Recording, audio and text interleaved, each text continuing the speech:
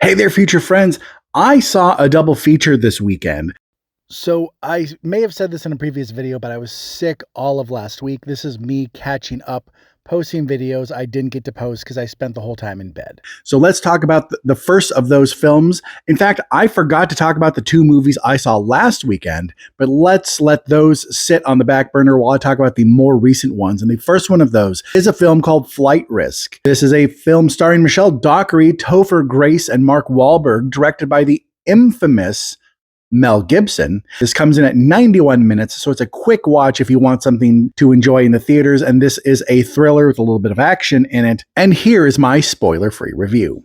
So here's the thing with this. If you don't know what this movie's about, let me tell you. It's about this U.S. Marshal, I think, who has tracked down a fugitive, and this fugitive is going to flip on a mob boss. So she's extraditing him back from Alaska, trying to get him back to New York. So they are on this little puddle jumper, this little Cessna or something like that, going from this remote little area in Alaska, trying to get to Anchorage.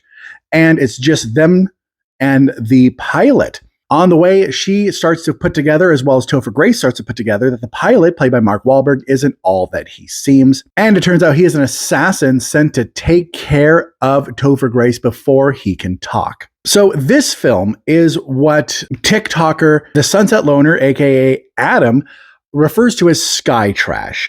And I fully agree. So I had a lot of issues with this film.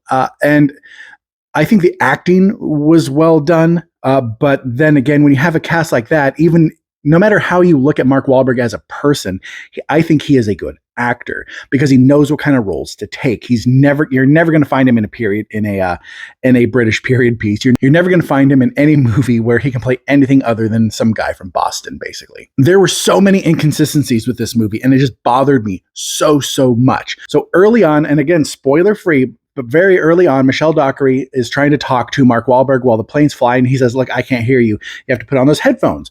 If you've seen movies that take place in planes or have a helicopter scene before, you know that's how that works. It's so loud. It is so loud that you can't hear a thing.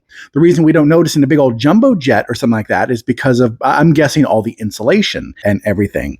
However, on a small plane like that, which is just basically a piece of metal with wings and a propeller, it's very loud. I have been up in a plane like that before, and I know that you can speak, you can hear each other, but then again, you kind of have to speak up. You kind of have to project quite a bit. So it's much easier to use those headsets. Why do I bring that up? Because there are quite a few scenes in the movie where they're just having conversations from one side of the plane to the other. And then in the very next scene, someone sneaks up on someone else and they don't hear it. Why don't they hear it? Do they not hear it because the plane is fucking loud? Then how can you have a conversation at normal volume with the person in the back?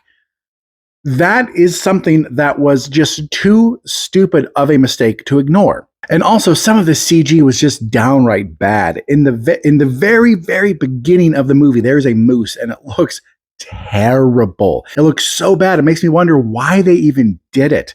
Just scrap that scene. Have it be a tree branch or something because it was so bad. And also, this was woefully predictable. There are only so many ways a movie like this could end. But then we also have to understand that going into this, if you are like me and you watch a lot of movies, you can understand how movies are supposed to go. If this was more of an artsy film, I could see it ending in a million different ways that would just truly come out of nowhere. But for a big theatrical release, really, there are only a couple ways it could go.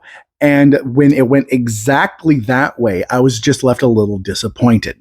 And also, the bad guy played by Mark Wahlberg was unnecessarily homophobic, and there were so many threats of so this video doesn't get taken down. Let's just say forced backdoor entry, if you understand what I'm saying.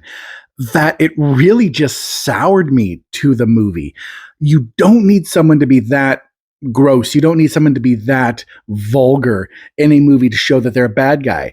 The fact that he's there to unalive one of the main characters, that's kind of enough to show that he's a bad guy. Unfortunately, this movie just didn't do it for me. It did keep my attention. I didn't feel like walking out at any time, just because I did kind of want to see how one of the side stories worked out.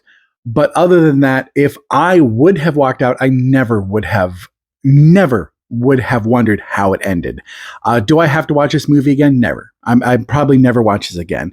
If my wife really wanted to, for some reason, yes, I would sit down with her and watch it. But as far as I'm concerned, never again. Flight Risk gets a 5 out of 11. I'll see you in the future.